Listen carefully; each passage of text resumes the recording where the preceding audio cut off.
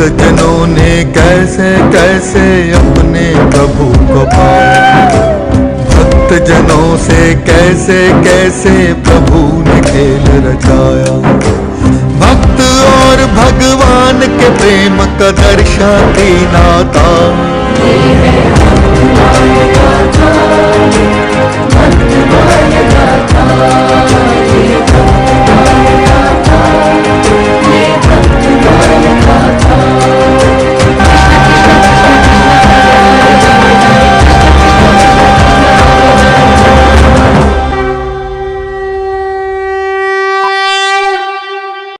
तो आज मैं ये पता लगा कर रहूंगी कि महिला कौन है और कहां से आती है, ताकि मैं गांव वालों को इसकी सच्चाई से अवगत करा सकूं।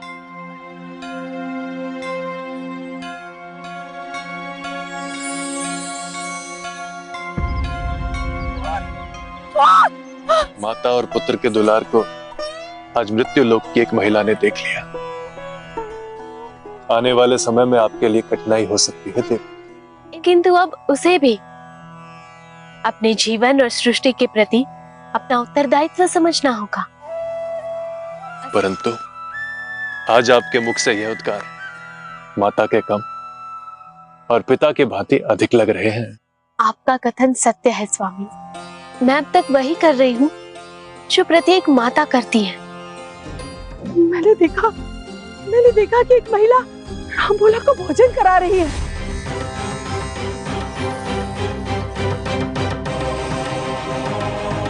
ये पूछने के लिए जब मैं उसके पास गई, वो अदृश्य हो गई। अदृश्य हो गई? जल्दी करो, वो महिला जा रही है, आओ उसे पकड़े। चलो। कौन है तुम?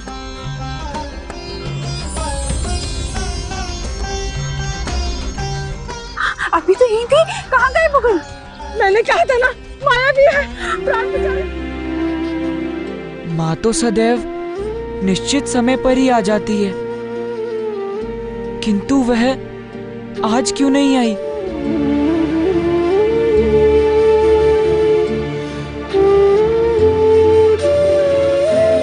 राम कृष्ण हरि बोल, राम कृष्ण हरि बोल, राम कृष्ण हरि बोल, राम कृष्ण हरि बोल।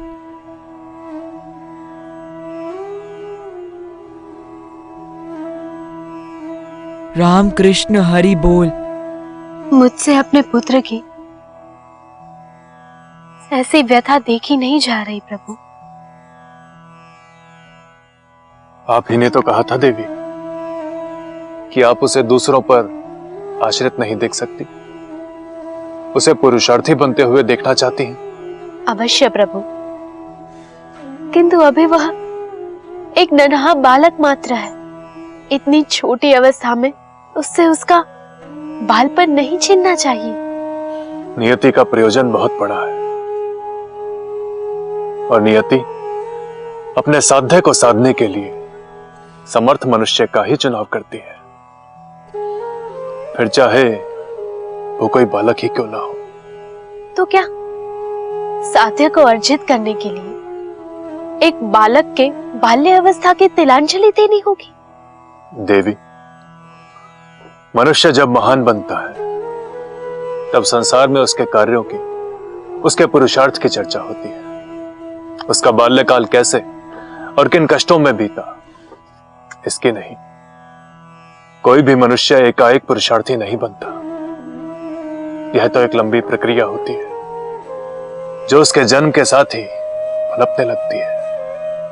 जब किसी व्यक्ति का चुनाव किसी विशेष प्रयोजन के लिए करते हैं, उसी समय वह व्यक्ति अन्य सामान्य मनुष्यों से भिन्न हो जाता है। आपका तात्पर्य मैं समझ गई हूँ स्वामी, परंतु मैं एक माँ हूँ और एक बालक का बालपन इतने कष्टों में बीतते हुए देखकर मुझे भी कष्ट होता है। यह बालक भी अब महानता के पथ पर अग्रसर हो चुका है, और जब कोई परमात्मा का प्रिय बन जाता है तब काल, परिस्थिति और आयु की अवस्था नगण्य हो जाती है। तो आप थोड़ा धैर्य रखिए देवी। इसके प्रारब्ध के अनुसार इसके जीवन का दूसरा अध्याय प्रारंभ होने वाला है। अब इस बालक का अपने गुरु से मिलने का समय आ चुका है। राम कृष्ण हरि बोल, राम कृष्ण हरि बोल।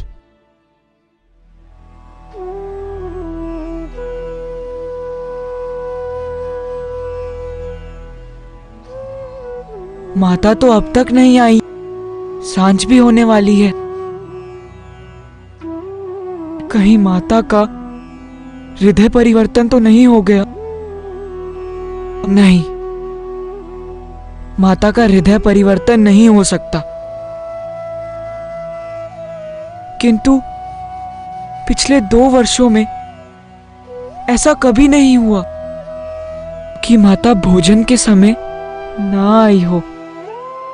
किंतु आज ऐसा क्या हो गया? कहीं उनका स्वास्थ्य तो नहीं।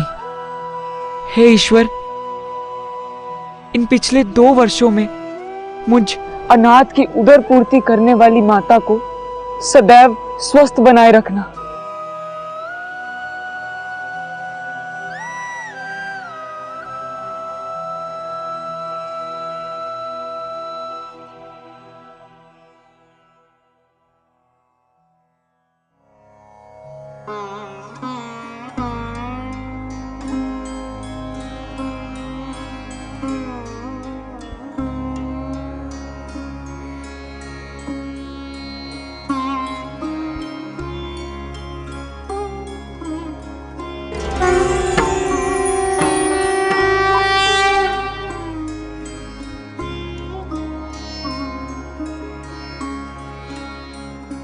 अपने नेत्र खोलो नरहरिदास, हम तुम्हारी भक्ति से प्रसन्न हुए।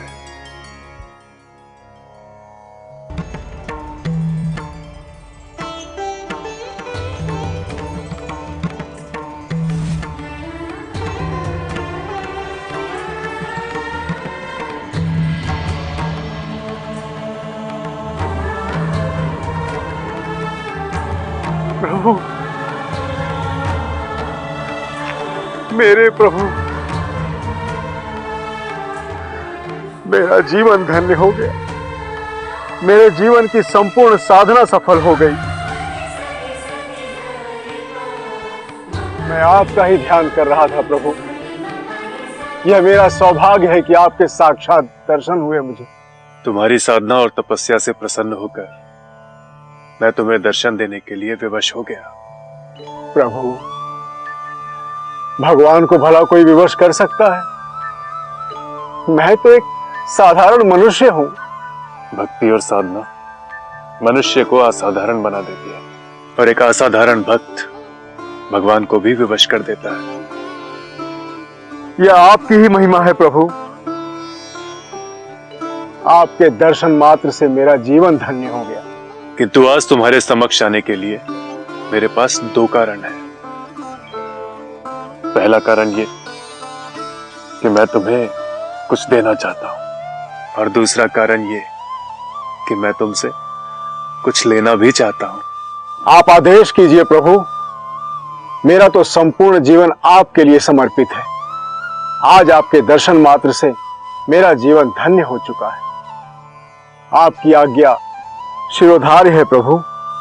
मैं तुम्हें प्रभु श्री राम के जीवन का चरित्र, वृतांत और सार अर्थात संपूर्ण राम कथा दान में देने आया हूं। इसे स्वीकार करो।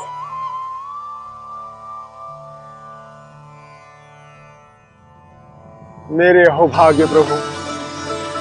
आपके साक्षात दर्शन के साथ साथ प्रभु श्री राम के जीवन चरित्र को अंगीकार करने के योग्य समझा मुझे आपने।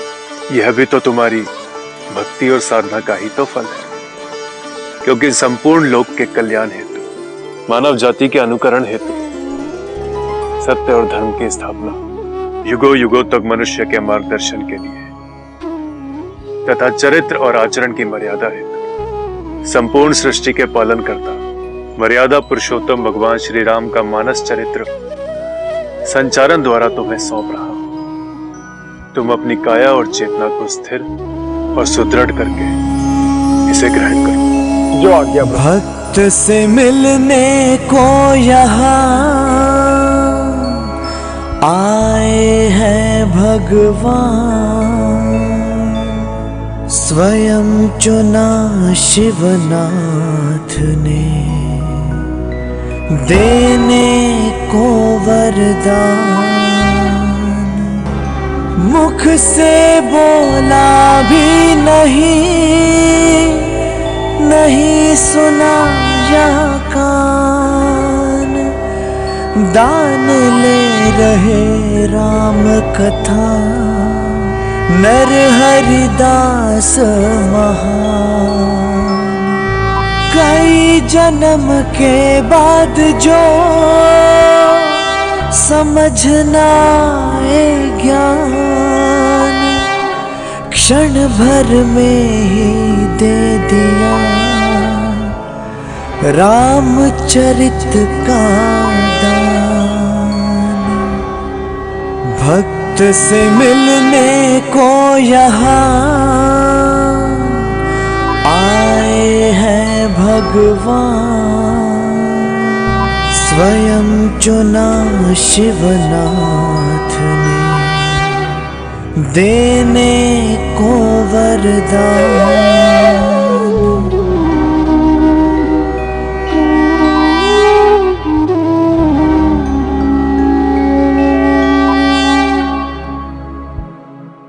अपने नेत्र खोलो नर हरिदास।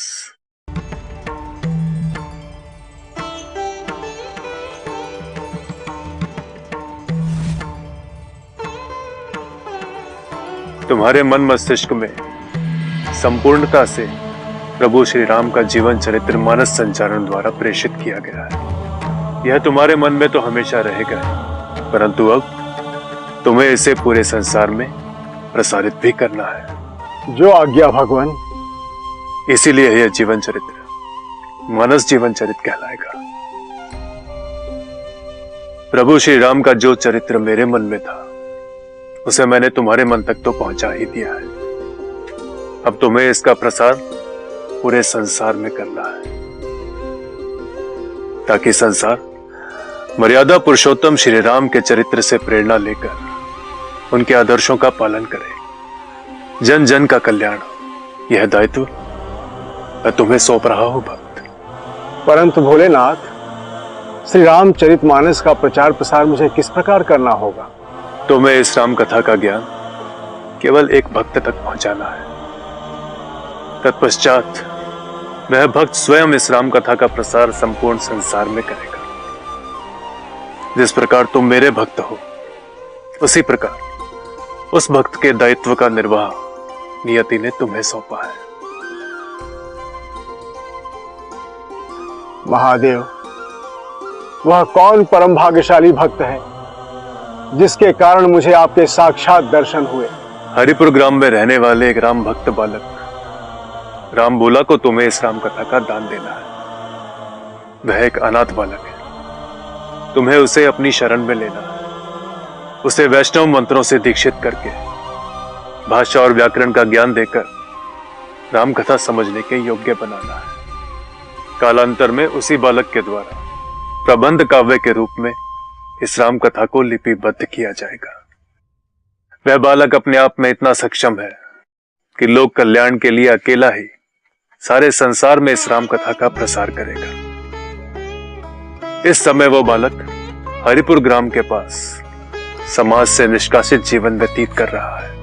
अभी उस बालक की आयु मात्र 7 वर्ष है। जब वह राम कथा को समझने के योग्य हो जाए, तब तुम उसे ये रामचरित दान में दे देना।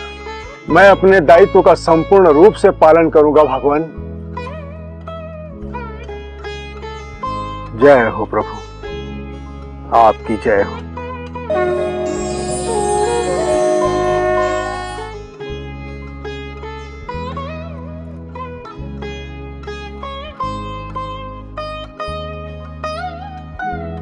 भगवान श्री शिव शंभु की आज्ञा के अनुसार अभी मुझे हरिपुर की ओर प्रस्थान करना होगा।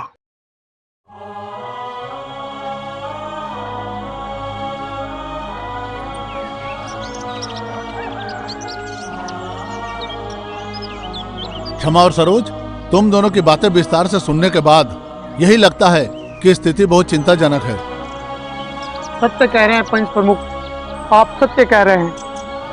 संकेत बहुत ही बुरे हैं। मुझे तो इस बात का भय है कि हमारे गांव में कुछ अवांछित और अप्रिय घटित न हो जाए।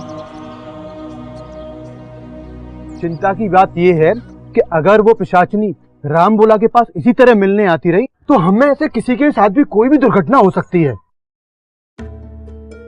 भाइयों, हम 2 साल से उस बालक की छाया से दूर रह रहे हैं, लेकिन फिर भी ये संकट हमारा पीछा नहीं छोड़ रहा है। राम बोला तो वास्तव में कोई दानव प्रतीत होता है। मैं तो कहता हूँ इस बालक को इस गांव से जितना जल्दी हो सके दूर भगा दीजिए। अब उस चुड़ैल से बचने का यही एकमात्र उपाय है। और हम तो सामान्य मानव मात्र हैं, हम भूत पिशाच से लड़ाई नहीं कर सकते। मेरे विचार से हमें किसी न किसी तांत्रिक की सहायता लेनी चाहिए। तुम सही कह रहे हो किशनलाल। भूत और पिशाच से लड़ने की मनुष्य के अंदर ताकत नहीं है, उसे कोई तांत्रिक ही काबू में कर सकता है। मैं एक बहुत ही पहुंचे हुए तांत्रिक को जानता हूँ। अच्छा, वो पड़ोसी गांव में रहता है। तुम दोनों उस तांत्रिक के पास जाओ और उसे साथ में लेकर ही आना। जी मुखिया जी। जी मुखिया जी, चलिए।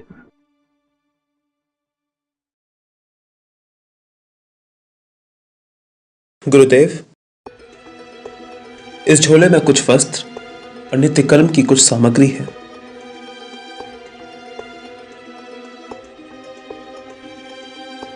किंतु गुरुदेव, एकाएक आपकी यात्रा के इस कार्यक्रम से हम सबको बहुत चिंता हो रही है।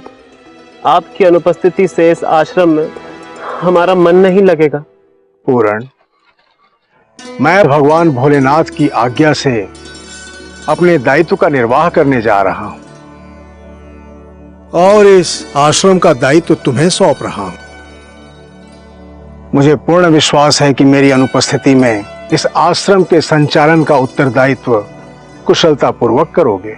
आपके मार्गदर्शन के बिना इस आश्रम का दायित्व मैं कैसे निभाऊंगा? पूर्ण, जैसे एक पुत्र की आंतरिक कुशलता पिता की छत्र छाया में सदैव संकुचित रहती है,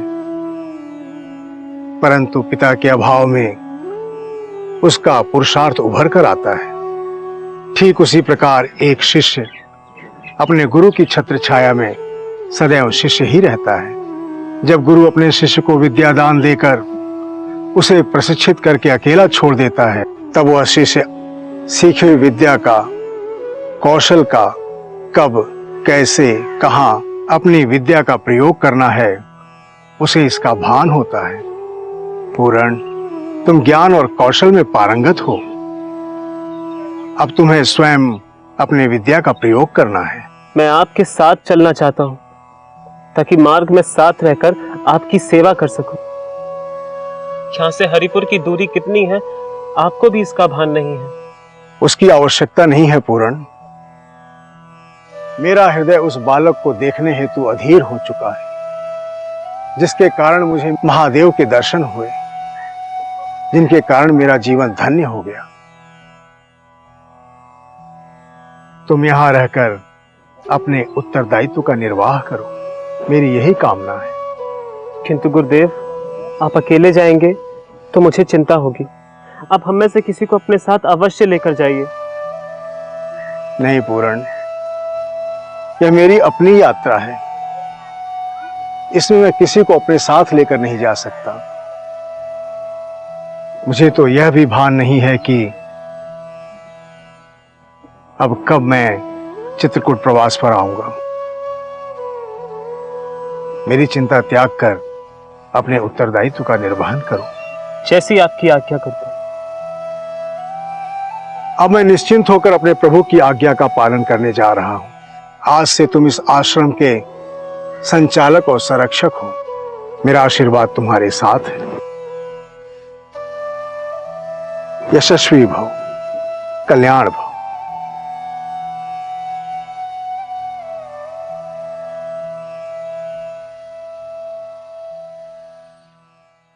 हरि ओम तत्सत।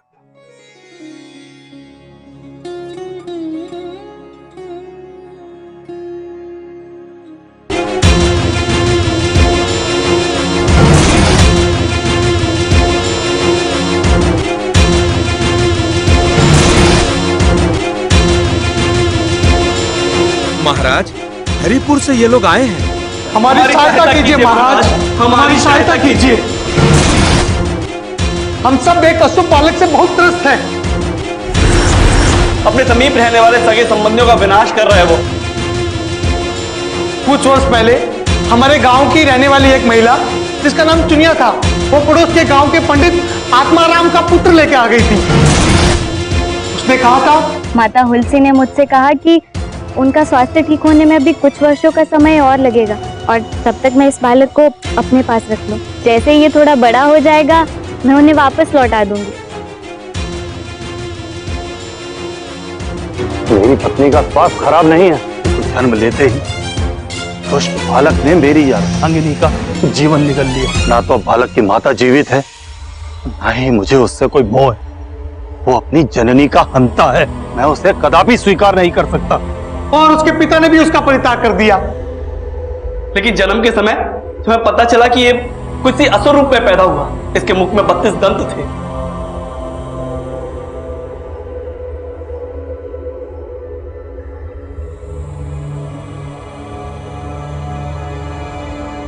अब आप ही हमारी मदद कर सकते हैं मां। इसका मतलब बालक के वेश में वो कोई दुष्ट आत्मा है। हमें भी इसी बात का आश्चर्य था महाराज कि वो बालक जीवित होने के साथ साथ इतना हुष्ट पुष्ट कैसे हो सकता है। हमने यही जानने के लिए अपने गांव की 2 महिलाओं को भेजा तो पाया कि वहां एक महिला निश्चित समय पर उसे भोजन देने आती है। लेकिन महाराज वो महिला न अपने गांव की है न अपने पड़ोसी गांव की है। आखिर वो महिला है कौन? उसे पकड़ने की कोशिश की तो वो एकाएक अदृश्य हो गई महाराज। अवश्य ही वो कोई पिशाचनी रही होगी और तुम्हारा ग्राम प्रेत बाधा से पीड़ित लगता है। तुम सबको इस बात से भय लग रहा है ना, गांव में कोई अप्रिय घटित ना हो जाए। जी महाराज, आपने बिल्कुल सत्य कहा, हमें ऐसा ही लग रहा है। उनके अनुसार तुमने उस बालक को गांव से बाहर निकालकर बुरा ही किया है और अब वो बालक अपनी पिशाचनी माता से मिलकर गांव वालों से अपना प्रतिशोध लेना चाहता है। कोई उपाय कीजिए महाराज, कोई उपाय कीजिए। मैंने कुछ दिनों पूर्व ही प्रेत बाधा मंत्र सिद्ध किया था और अब उस मंत्र को उपयोग में लाने का उचित समय आ गया है।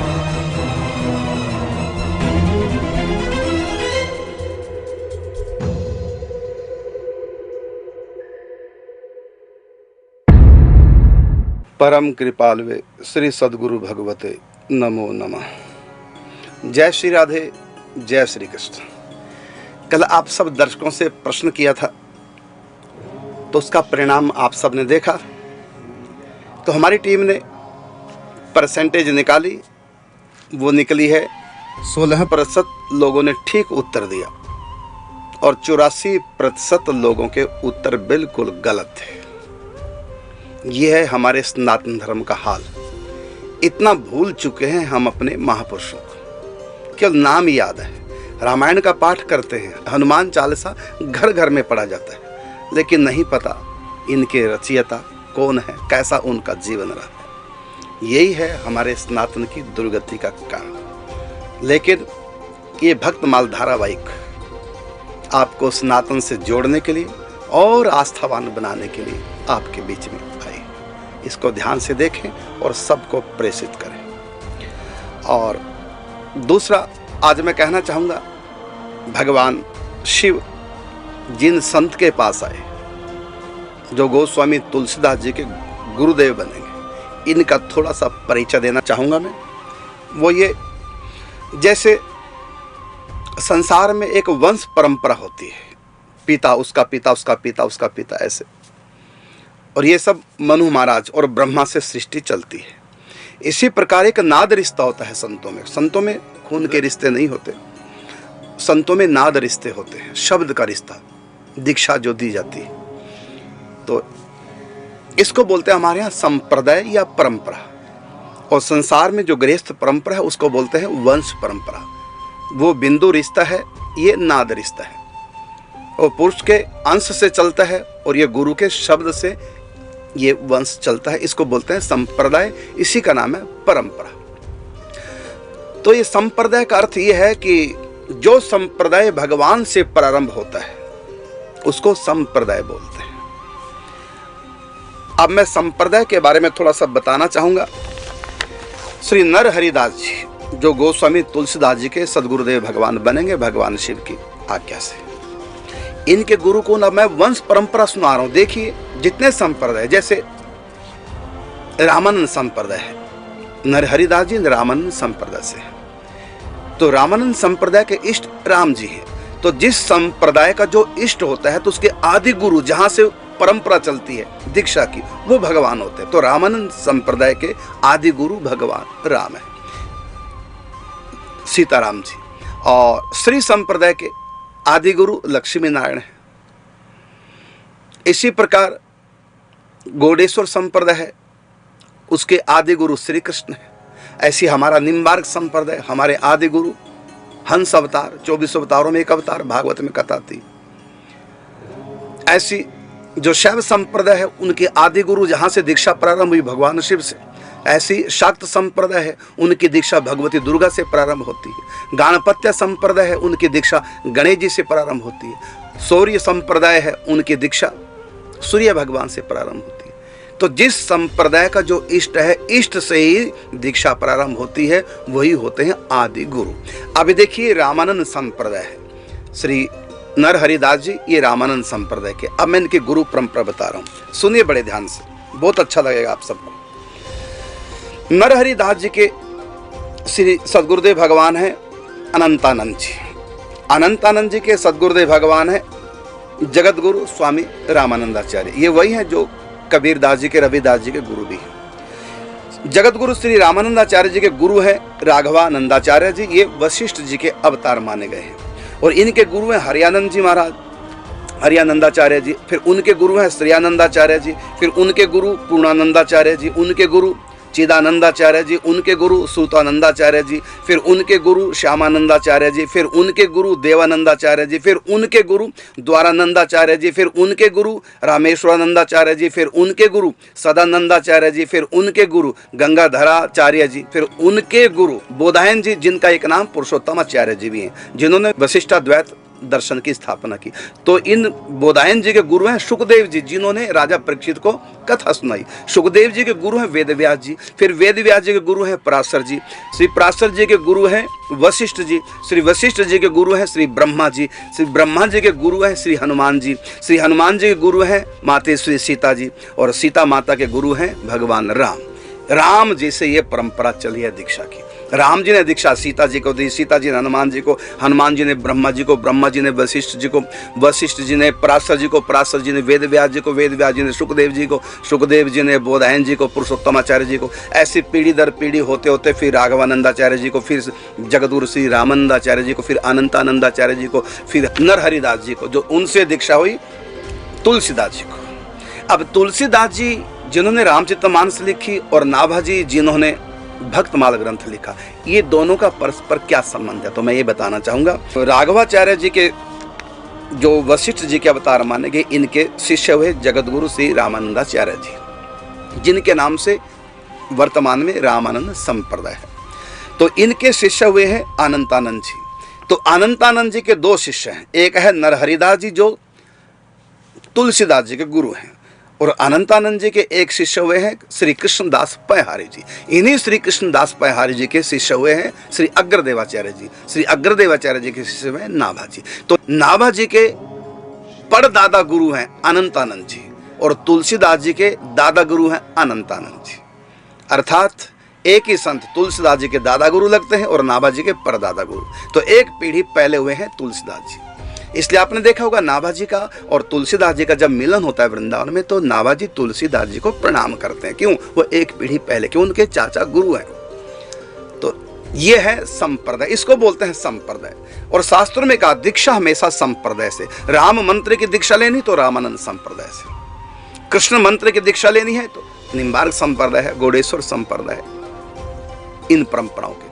तो संप्रदाय उसको कहते हैं कि संप्रदाय का जो इष्ट है, उन इष्ट से जो दीक्षा प्रारंभ होती है उसको संप्रदाय बोलते हैं। इसलिए संप्रदायों से ही दीक्षा लेनी चाहिए। और जो किसी मनुष्य से प्रारंभ होता है उसको संप्रदाय नहीं बोलते, उसको मत बोलते हैं। उसको पंथ बोल सकते हैं, मत बोल सकते हैं, मजहब बोल सकते हैं। जो परमात्मा से जिनकी दीक्षा प्रारंभ हुई है पंच परमेश्वर से, उन्हीं को बोलते हैं संप्रदाय। और ये संप्रदाय केवल सनातन धर्म में है और कहीं नहीं है। और तो मनुष्यों से चली है परंपरा दीक्षा की, इसलिए उनको मत कहते हैं, लेकिन ये हमारे सनातन धर्म की परंपरा, इसको संप्रदाय कहते हैं। ये भगवान से इष्ट से चली है। ये विशेषकर आप सबको बताना था। इस भक्तमाल सीरियल के माध्यम से हम सनातन धर्म के बहुत रहस्यों का उद्घाटन करेंगे धीरे धीरे प्रसंगवश, और आप देखते रहिए। अब आपको मिलेंगे फिर कल। जय श्री राधे, जय श्री कृष्ण। जिस भय और घृणा की वजह से हमने इस बालक को दूर कर दिया था, हम सबको उसका पश्चाताप करना है महाराज। आप सबने इसके जीवन में महत्वपूर्ण भूमिका निभाई है। अब इसके जीवन का दूसरा अध्याय आरंभ होने जा रहा है।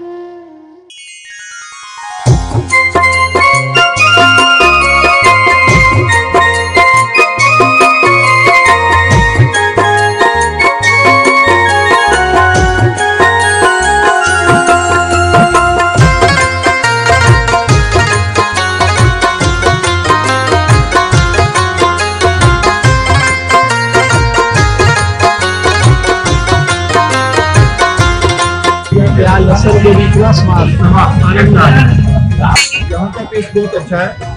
पूरे वृंदावन में सबसे अच्छा खाना यहाँ पे मिलता है। हम जब भी वृंदावन आते हैं तो सीधा मुरली वाले के आके खाना खाते हैं। यहाँ पे विदाउट अनियन गार्लिक टेस्ट ऐसा लगता है जैसे आप समझो घर के जैसा खाना है।